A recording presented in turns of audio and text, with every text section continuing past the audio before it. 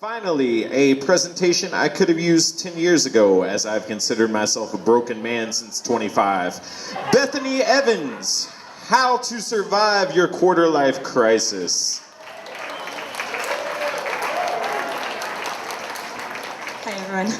Get started. My name is Bethany Evans, and I'm an executive board member of an organization called FIST Female Storytellers. And I'm also a bartender, which I think makes me well qualified to coach you on how to survive your quarter life crisis.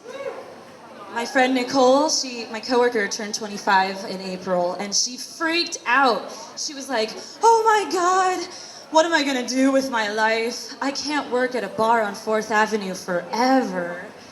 You know, there was a lot of tantrum throwing, brow furrowing, and hair tossing. And I could totally relate because I had just turned 25 too, and I also felt like I didn't really know what to do with my life. 25 is the year your get out of jail free card expires. It's the last year when it's still socially acceptable to go out every night, and you can still rock that whole starving artist lifestyle.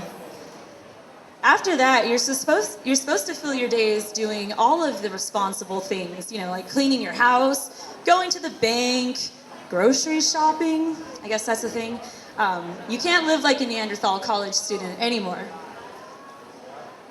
What Nicole and I both experienced were the pains of the quarter life crisis. All of a sudden, you feel like your life is under a microscopic lens. Nothing seems good enough, and you have to get your act together because soon you'll be 30. When you're 30, it's all over, right? The quarter life crisis stems from anxiety. We don't know what we're supposed to do. We know we're supposed to do something, but what? Get a job, go to grad school. Pop culture has been mining the confused, anxiety-addled 20-something for decades for material. Consider 1967's classic, The Graduate, where a young Dustin Hoffman graduates from college and he can't decide if he should pursue plastics or MILFs.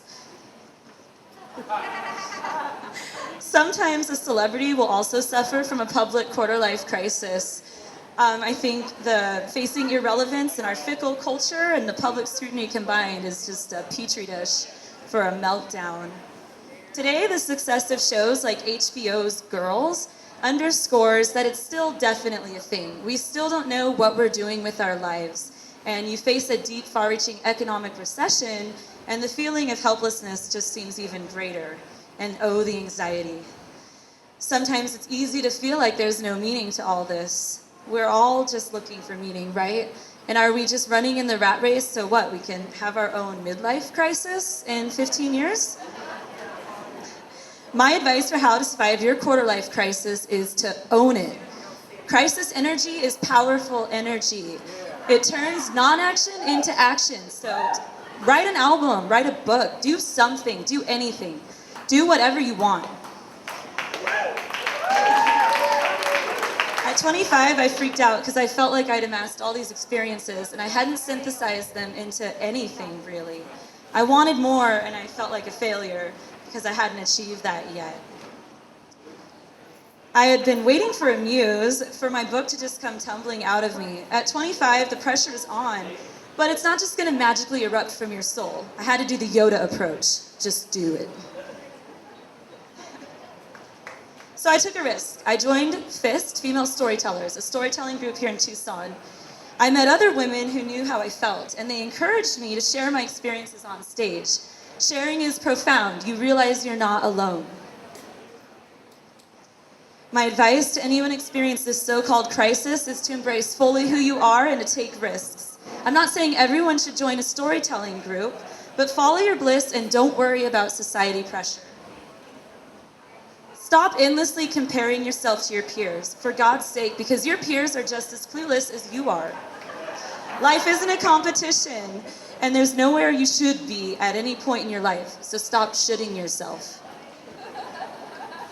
Stop thinking of your identity as wet cement that's going to harden into something permanent the second you turn 30. That's the great thing about humanity. We have the potential to change. And above all, stop panicking. When I was 24, people would ask me what my real job was, and I would get really embarrassed and make up justifications. And now at 25, if they ask what my real job is, I don't apologize. And I say my real job is the one that pays my very real bills. But, you know, I write and I rewrite and I rewrite again, and sometimes I'm lucky enough to share it with people. So just remember when you face your quarter life crisis to embrace it for the gift that it really is. You're free.